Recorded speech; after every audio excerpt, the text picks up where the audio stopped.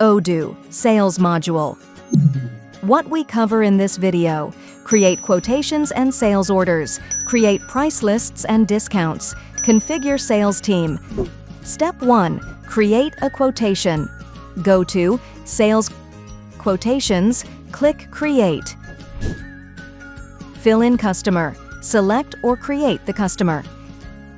In Order Lines tab, choose the product the customer wants. Enter the quantity, price, taxes, and discount. Set price lists, payment terms. Step 2. Send the quotation. Once done, click Send by email to email the quotation to the customer. Step 3. Confirm the sale. Once approved, open the quotation and click Confirm. It becomes a sales order. Status changes from quotation sales order. Step 5.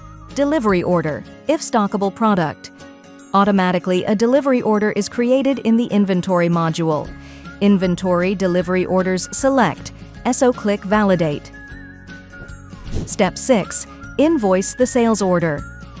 Go to the sales order, click Create Invoice. Choose Full Invoice Down Payment, Partial Invoice. Click Confirm, enter bill date and click Confirm. Now the customer invoice status changes from draft to posted. Price lists and discounts. Step 1. Create price list. Go to Sales, Products ? Price lists, click Create. Enter a name, Summer Discount, click Add a line. Enter product variant, min quantity, start date and end date, click Save. Step 2. Assign a price list to a customer. Go to Sales, Customers.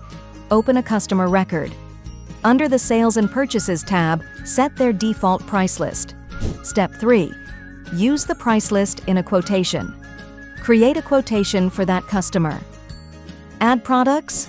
Prices are automatically updated based on the price list. Sales team. Go to Sales, Configuration, Sales Teams. Click Create. Enter team name, team leader, target, and add members. Click Save.